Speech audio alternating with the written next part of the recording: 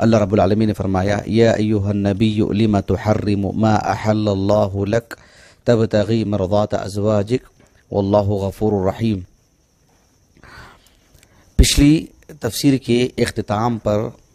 آپ کے سامنے یہ بات ذکر کی گئی ہے کہ اللہ کے رسول صلی اللہ علیہ وسلم باوجود اس کے کہ اللہ رب العالمین نے آپ کو آپ کے حق میں ایک عظیم خوشخبری دی، اللہ تعالیٰ نے فرمایا سورۃ الفتح کا جو آغاز دیکھے انا فتحنا لک فتحا مبینا لیغفر لک اللہ ما تقدم من ذنبک وما تأخر، تو گویا کہ آپ علیہ الصلوۃ والسلام کی یعنی اللہ تعالیٰ نے ہر طرح سے آپ کو پاک کر دیا ہے۔ تو یہاں کیا معنی ہے واللہ غفور الرحیم؟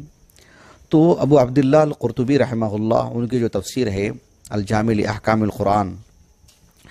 اس میں انہوں نے یعنی قیل اس تعبیر کے ساتھ کہ کہا گیا ہے، مطلب گویا کہ انہوں نے قائل کا نام لیے بغیر یہ بات ذکر کر دی ہیں کہ کچھ ایسی باتیں کہی گئی ہیں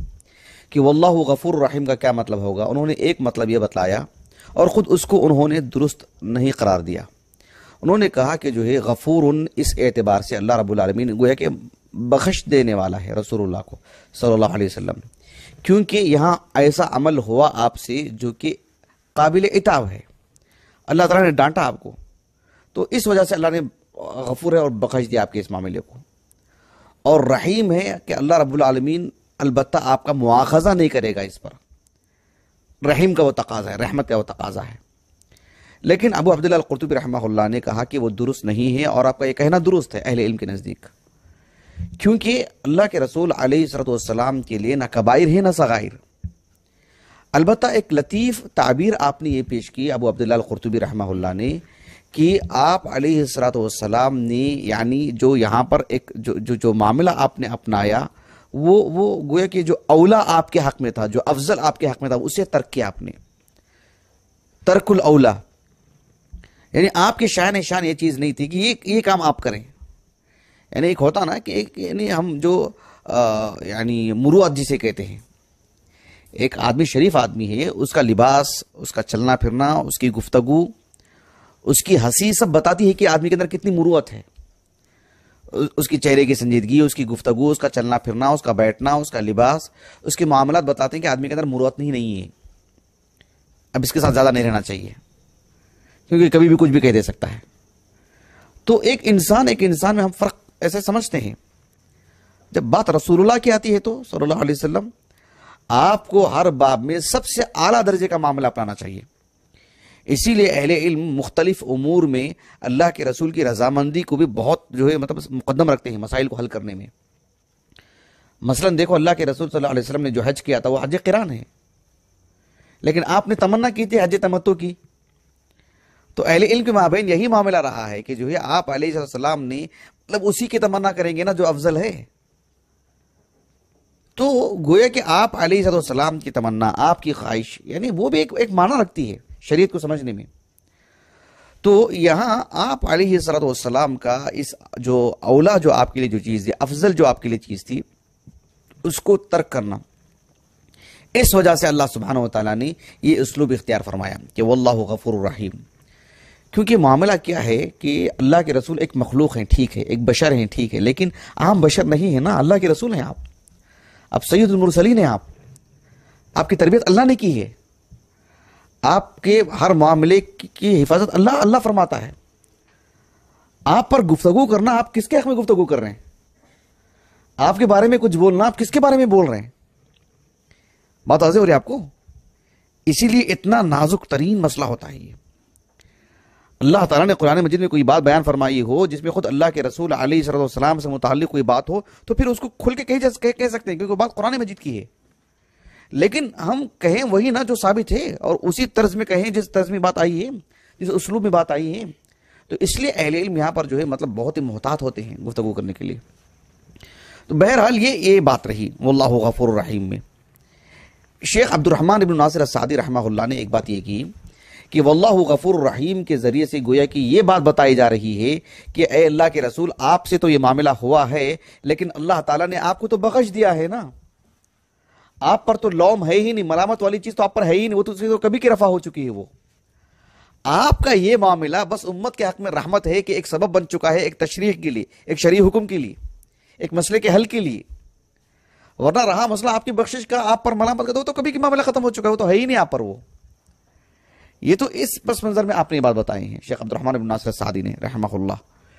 بہرحال اہل علم کی اس اخلاص کو اس کدوکاوش کو اللہ تعالیٰ قبول فرمائے، اور اللہ کے رسول کی عقیدت میں جو کہ جائز، جو کہ درست ہے کتاب و سنت کی روشنی میں، اور بالکل کتاب و سنت کی تعلیمات کو سے ہم آہنگ عقیدت ہے، یہ اللہ تعالیٰ اس عقیدت کو قبول فرمائے. یہ بڑی اچھی بات ہے. اس آیت کریمہ میں ایک بات مجھے آپ کو یہ بتانا ہے، یعنی کہ اللہ کے رسول علیہ السلام بحیثیت نبی آپ کی عصمت دیکھیں آپ، یعنی جو بات اللہ تعالیٰ نے آپ پر نازل فرمائی ہے آپ نے جوں کا تو سنایا. آپ نے جو مدعیان نبوت ہوتے ہیں آپ ان کی کتابیں پڑھ کے دیکھو، وہ تو سب کی تحریریں نہیں ہیں. ابھی 1 صدی پہلے کا جو شخص ہے مرزا غلام احمد قادیانی علیہ ما یستحق من اللہ، اس شخص نے نبوت کا اعلان کیا. آپ اس کی تحریریں پڑھ کے دیکھو، صفحہ صفحہ میں تضاد.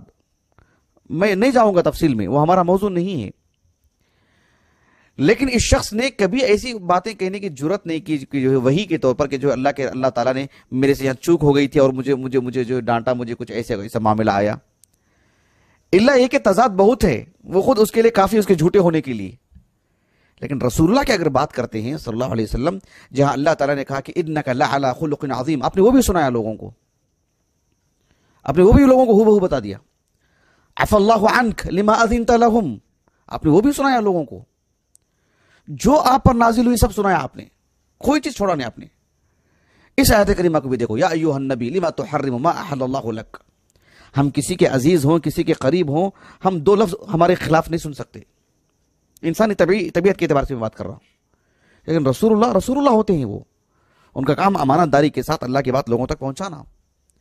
آپ اس صحیح مسلم کی حدیث کو سامنے رکھیے، کتاب الایمان میں اس حدیث کو لائے ہیں امام مسلم رحمہ اللہ. مسروق رحمہ اللہ کہتے ہیں کہ میں ٹیک لگا کے بیٹھا ہوا تھا اور ام المومنین عائشہ سے میری گفتگو ہو رہی تھی. کچھ حدیث کافی طویل ہے، میں پوری حدیث نہیں سنا رہا ہوں آپ کو. اس میں ایک بات یہ بھی ہے کہ ام المومنین عائشہ رضی اللہ عنہا نے کہا کہ من زعم ان محمد صلی اللہ علیہ وسلم کتم من کتاب اللہ شیئا فقد اعظم علی اللہ الفریہ.